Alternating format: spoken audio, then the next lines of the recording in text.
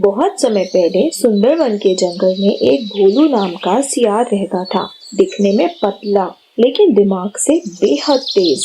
पेट में चूहे दौड़ रहे हैं। 3 दिन से कुछ ठीक से खाया भी नहीं। जंगल में खाने के लिए कुछ बचा ही नहीं। अब सब कुछ शेर, तेंदुए और लोमड़ी ने पहले ही खा लिया।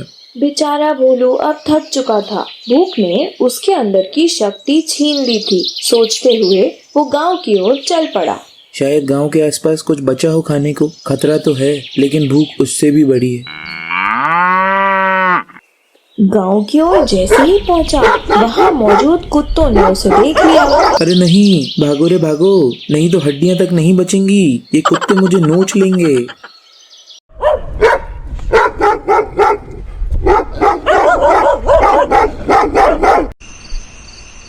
भागते भागते भोलू एक पुराने रंग वाले घर के पीछे एक खुले ड्रम में गिर पड़ा, जिसमें नीला कलर था।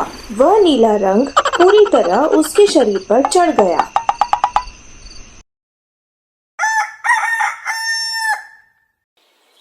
अगले दिन सुबह सूरज की किरणें नीले रंग में रंगे भोलू पर पड़ी। अब वो कोई आम सियार नहीं दिख रहा था। वो लग रहा था जैसे किसी अन्य लोक से आया हो। हे भगवान, मैं तो खुद को पहचान नहीं पा रहा। ये मौका है, अब मैं जंगल का राजा क्यों ना बन जाऊं। भोलू अब सीधे जंगल लौटा और सीधे गया राजा शेर के पास। जंगल दरबार में सारे जानवर उपस्थित थे। कौन है ये? ऐसा रंग तो मैंने अपने जीवन में कभी नहीं देखा। हे राजन, यह साधारण प्राणी नहीं लगता।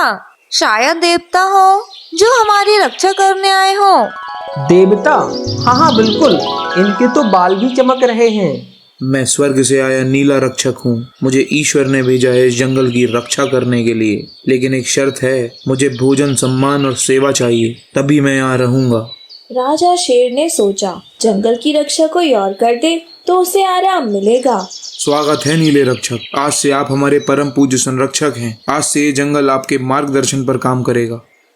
अब तो क्या कहना, भोलू की चांदी ही चांदी हो गई। हर जानवर उसकी सेवा में जुट गया। रक्षक जी, यह मीठे फल और ताजी घास आपके लिए। आज आम नहीं तोड़े तो क्या किया? आपके लिए मैंने केले तोड़े हैं। मैं आपके लिए ताजा गाजर लाया हूँ। दया कीजिएगा। बहुत अच्छा, तुम सब अच्छे सेवक हो। दिन बीते, हफ्ते बीते। भोलू ने धीरे धीरे जंगल की व्यवस्था अपने हाथ में ले ली। राजा शेर केवल नाम के राजा रह गए।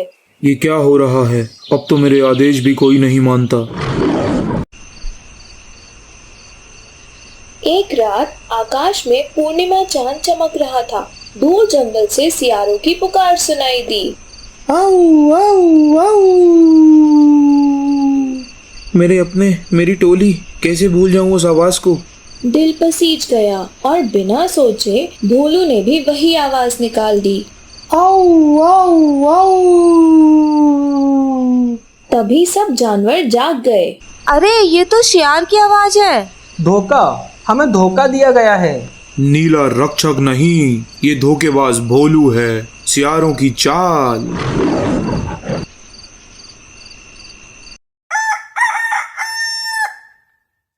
अगली सुबह दरबार बुलाया गया। भोलू शर्मिंदा खड़ा था। मुझे माफ कर दो, मैं सिर्फ भूखा था। मैंने कभी किसी को नुकसान नहीं पहुंचाया, ना ही किसी को कभी नुकसान पहुंचाने के बारे में सोचा। मुझे प्लीज माफ कर दो। भूख से जो मजबूर होता है वह मदद मांगता है, धोखा नहीं देता। मैंने आपसे डरकर आपको गाजर दी थी। अब कभी किसी पर भरोसा नहीं करूँगा। जंगल में झूठ और धोखा बर्दाश्त नहीं भोलू। अब तुम इस जंगल में नहीं रह सकते। तुरंत दफा हो जाओ यहाँ से, ये मेरा आदेश है। भोलू चुपचाप वहाँ से चला गया, पीठ झुकी हुई, आंखें नम। वो जानता था ये उसका अंत नहीं, एक नई शुरुआत है। अब मैं एक नई जिंदगी शुरू करूंगा, ईमानदारी से, मेहनत से। भोलू चला गया और जंगल में पुरानी शांति फिर से वापस आ गई। सभी जानवरों ने मिलकर सीखा, ईमानदारी और सच्चाई से बड़ी कोई चीज नहीं होती। भोलू की कहानी से हमें ये शिक्षा मिलती है कि झूठ चाहे कितना भी सुंदर लगे, टिकता नहीं। सम्मान पाने का रास्ता मेहनत और सच्चाई से होता है। जो डराता है वह पूज्य नहीं बनता, जो समझता है वही सच्चा रक्षक है। अगर आपको यह कहानी पसंद आई हो तो जंगल टून्स को लाइक, शेयर एंड सब्सक्राइब जरूर करें। मिलते हैं अगली चतुराई भरी नीति कथा के साथ। धन्यवाद।